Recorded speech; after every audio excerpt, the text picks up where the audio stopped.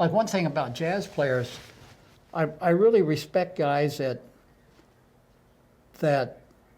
play their jazz that fits with the chart and the band they're playing with, you know. I mean, like if you're playing like I don't know, if you're playing like a casual or something, and it's like you know, it's not a jazzy thing, you're just playing like tunes, and then somebody takes off like, you know, like he's playing with Buddy Rich or something. I mean, it doesn't really fit, you know. Right.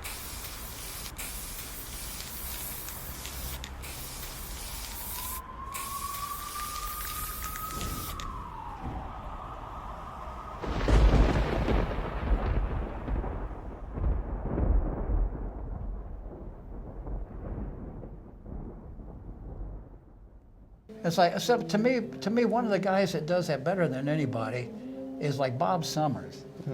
Bob is a wonderful, wonderful anything, jazz huh? player, and he could, to me, Bob could play with any band and make it feel like he's been there forever, you know, because he plays in the style of the band, you know, and the style of the chart that you're playing, you know.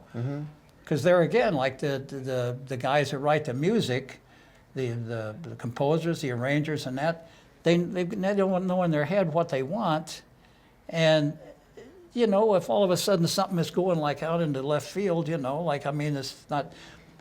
Bill Holman said something one time. He said that the reason that he started his band was because he got tired of, like, he'd write chart, you know, somebody would call and say, hey, I need chart on, you know, 5 charts, I need one on this and that and that and that and that.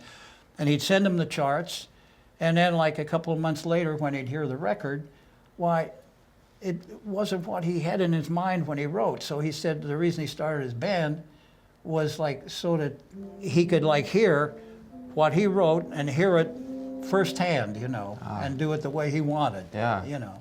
Yeah. But now I think that's true of most writers. Yeah, great. And I want to talk a little bit about the old Hollywood era where everyone was working, and what was different about it, and maybe talk a little bit about that. Well, What was it like? well, it was great. Now I came here in 1958, January 1958, when I got out of the Air Force.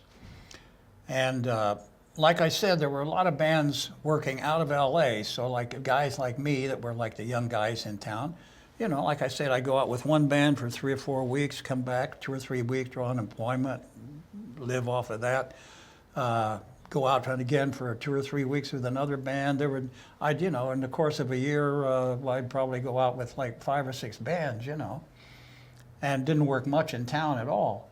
And then there were the studio guys that didn't do anything but the studios, you know. But then back in those days, those were 2 different groups of people. Like most of us didn't know the real studio guys. They were like the elite, you know, and we were just like the cats that like to have a good time. But then in 1961, I got a job 1961, that's right. I got a job going to Lake Tahoe, and I ended up staying in Lake Tahoe because like back there, all of a sudden there just wasn't much work at all. Like it was just like, it was dead. Everybody was crying the blues about work. And so I got this job going to Lake Tahoe, and I ended up staying up there until 1967. I was working on the house bands, and like back in those days, the casinos had like 24-hour lounge groups, you know. So I'd get tired of working on a house band, I'd get bored, so I just quit. And I was always working in the lounges, you know. I was working like 45, 50 weeks a year, you know. Yeah. And so everything was going great. I got married, we had our children and all that. But I always wanted to come back to LA, and in about 1963 or 64, things really started to loosen up in LA, and there was a lot of work and all that. A lot of my buddies were doing a lot of studio calls and so forth. We moved back down here in 1967 on the weight of, I got the gig at the Coconut Grove, on the house band there. And immediately I started doing a lot of record dates and this. I mean, like it was wonderful, man. Like you know, every week it's like record dates, like TV shows, up. And God, I've still got all my old workbooks from like all those years. And every once in a while, just in order to shed a tear or two, you know, I'll get one of my books, you know, from say like 1964, 65, or Yeah. no, actually more like 68, 69, 70, the 70s and all that, and look at them. And like I used to like when it was a gig or when it was a recording date, like it was in red, and from page to page to page, you know, it's like running from one date to another, and like a TV show on this date, and Wow. then you know, and like oh my God, it was wonderful, and of course, the '60s and '70s too was so loose. I mean, like you know the quote hippies. I ought to show you a picture of me back in those days. Like I had mutton chops down to here and a big mustache, you know, and like hair on my head and all that stuff and everything. And everybody was having a good time. Yeah. I mean, really. And, you know, Dante's, you hip to I've Dante's, heard of that, right? yes, of course. But Dante's, it was like, you know, you'd go, if you had a gig someplace, you worked a gig, and then if, you know, if it wasn't too late, like you'd go by and see who's at Dante's, and you'd go in there and like all the cats, and hey, you know, having a good time, and, you know, that was the catchphrase was like, hey, who's at Dante's tonight, you know? And, oh my God, it was just great times, working. As a matter of fact, now that I don't work much anymore, I'm living off those days, off my pension, like from the American Federation of Musicians. You know, thank God for it. You know, Amazing. I never used to think about it in those days, like pension. Yeah. I'll never live long enough to take a pension. You know, I figured back in those days, maybe I'd see 60, but who the hell gives a damn if you live to be 60? I mean, that's over the hill anyway.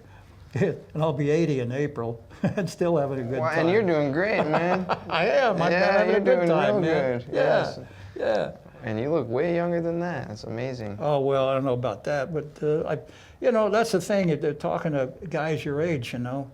You see an old guy like, you know, and they think like, man, poor old SOB, man, he's just waiting to die. Well, inside of every old guy, there's a young guy thinking like, what the hell happened, you know? That's what I heard. One of the craziest things about aging is you don't feel older when you look in the mirror. That's what people say, right? Yeah. You know, with Willis, Bill Holman, we went back to, you know Mayo Tiana? Do you know that name? I've heard that name. Well, wonderful trombone player and, Yes. and wonderful professor now of music back in, what is it? I think it's Northeast Illinois University, and anyway in Chicago. So we went back with Willis one time to play at like a band festival they had, and Mayo had been telling all his students. He said, Bill Holman, this band, he says, you won't believe. These guys are the elite, man. This is one of the greatest bands. Every chair is filled with beautiful musicians. These are the real jazz cats. These are, you know, really building it up and all that. And he said, like, when we came walking on stage, like Bill Perkins was still on the band, and he had like a cane, one of those canes with four little things that, you know. Oh, yeah. You know, so he's coming on the stage like this, and like, I don't know, you know, all kinds of white hair and glasses and everything. And he said the students are looking at each other like, these are the big jazz cats, huh? Because it looked like an old men's retirement home. And or everyone something, played you their know. ass off. Well, he said like after we got halfway into the first tune, why he said everybody understood what he'd been telling them. But Oh, yeah. but you know, it's true, man. Like when you're a young guy, you can't think, you know, you can't think about me. Well, Cy Zentner, that's one of the bands I was on for a long okay. time. Cy started his band. It must have been about 58 or around in there. And I think he was either 40 or 41 or 42. And we were all saying like, why the hell would a guy that old even bother to start a band? I mean, you know, how long can he last? I mean, you know, that's over the hill anyway, you know. And nowadays people think that's the new 20. Well, you know, yeah, it's just, everything's relative, you know. Yeah. Yeah. I like a cereal, lots of types of cereal. What type of cereal would you like to eat together? There's lots of cereal, many types of cereal.